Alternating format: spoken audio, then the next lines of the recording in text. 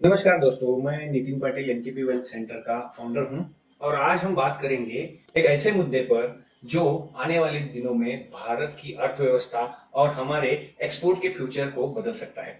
मैं बात कर रहा हूं भारत और अमेरिका के बीच चल रहे व्यापार समझौते के बारे में, यानी बीटीआईए पर। ये बीटीआईए क्या है? इसका पूरा नाम है bilateral trade and investment agreement और इसका मकसद दोनों देशों के बीच व्यापार को 200 बिलियन डॉलर से बढ़ाकर 2030 तक 500 बिलियन तक ले जाना है। लेकिन ये रास्ता आसान नहीं है। आइए समझते हैं कौन कौन सी बाधाएं हैं इस समझौते में और भारत के लिए क्या मौके इसमें छुपे हैं। सबसे पहले हमें समझना होगा कि अमेरिका क्या चाहता है और भारत क्या चाहता है। अमेरिका चाहता है कि भारत उसके उत्पादों के लिए बाजार खोले, जैसे कि गाड़ियां, शराब, पेट्रोकेमिकल्स, डेयरी और ताजे फल सब्जियां। वही भारत चाहता है कि अमेरिका हमारे कपड़े, इलेक्ट्रॉनिक्स, रत्न जवाहरात, दवाइयां, सोलर पैनल और कृषि दवाइयों को ज्यादा इजाजत दे।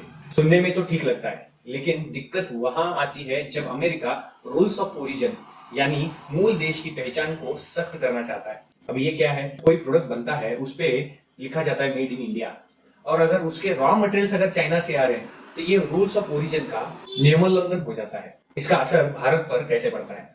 अमेरिका चाहता है कि चीन के सामान भारतीय रास्ते होकर उसके देश में ना घुसे, लेकिन जैसे मैंने कहा कि कई ऐसे प्रोडक्ट हैं भारत के, जैसे कि दवाइयां, केमिकल्स, इलेक्ट्रॉनिक पार्ट्स, टेक्सटाइल, चीन के कच्चे माल के बिना बन ही नहीं सकती। अगर अमेरिका बहुत सख्त नियम लगाता है तो भारत के उत्पादों को टैक्स के छूट के बावजूद हम पहुंचा नहीं पाएंगे, क्योंकि वो शर्तें पूरी नहीं हो पाएंगी। भारत को इस पर अडिग रहना होगा कि रूल्स ऑफ ओरिजिन लचीले होने चाहिए ताकि हमारे एक्सपोर्ट मारे ना जाए। अब आता है दवाइयां और पेटेंट। एक और बड़ी लड़ाई है। अमेरिका चाहता है कि भारत के पेटेंट कानून सख्त करें ताकि उनकी कंपनियों को ज्यादा मुनाफा हो, लेकिन इससे होगा ये कि भारत की जेनरिक दवाइयां, जो पूरी दुनिया में सस्ती दवाइयों का सहरा है, वो बंद हो सकती है। इसको कहा जाता है एवरग्रीनिंग ऑफ पेटेंट्स, यानी पुरानी दवा हल्का सा बदलाव करके पेटेंट को बढ़ा देना। भारत को ये बात साफ करनी चाहिए, नहीं चलेगा एवरग्रीनिंग, लेकिन साथ ही में अपने आईपीआर कानूनों को मजबूत करना होगा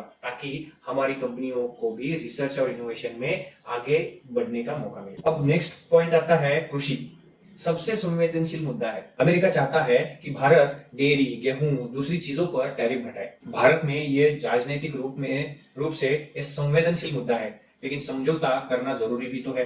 भारत क्या कर सकता है? फिर उन उत्पादों पर टैरिफ घटा सकता है जो संवेदनशील नहीं है। टैरिफ रेट कोटा लगाए, जैसे कि अगर एक लिमिट तक इंपोर्ट हो रहा है तो एक टैरिफ, और उससे ज्यादा जाएगा तो एक अलग टैरिफ रहेगा। इस तरह का टैरिफ रेट कोटा भी इंडिया लगा सकता है। अमेरिका से मक्का यानी कॉर्न मंगाए और बदले में फ्रूट्स जैसे आम, अनार, अंगूर भेजे। नेक्स्ट पॉइंट आता है गाड़ियां, जहां पे डर बनाम हकीकत है। हमारे देश में डर है कि अगर हमने इंपोर्ट ड्यूटी घटा दी तो अमेरिका की गाड़ियां भारत के बाजार को छीन लेंगी, लेकिन सच तो यह है कि भारतीय ग्राहक सस्ती, माइलेज वाली और मेंटेनेंस फ्रेंडली गाड़ियां पसंद करती हैं। आपने अगर देखा होगा इतिहास में, फोर्ड और जनरल मोटर जैसी कंपनियां भारत में आई, फैक्ट्री भी लगाई, लेकिन फिर भी टिक नहीं पाई।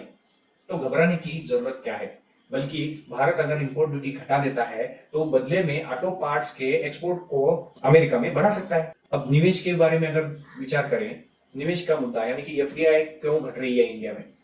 आप अगर नंबर्स देखें, 2023 में जहां भारत में एफडीआई यानी कि foreign direct investment 11.5 billion dollar की थी, जो आज 2024 में घटकर 1.4 बिलियन डॉलर की हो गई है। ऐसा क्यों है?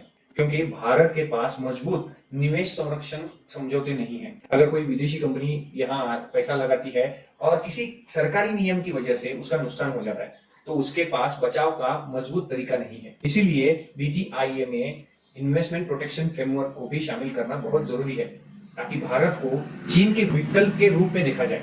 तो ये है बीटीआईए। अब इन सब से हम अगर निष्कर्ष पे आए, इस डील से भारत क्या पा सकता है? अगर भारत ये समझौता सोच समझ कर करता है, भारत के लिए एक गेम चेंजर हो सकता है। इसमें से एक्सपोर्ट बढ़ सकते हैं, विदेशी निवेश आ सकता है, नई इंडस्ट्री को बढ़ावा मिल सकता है, भारत ग्लोबल मैन्युफैक्चरिंग हब बन सकता है।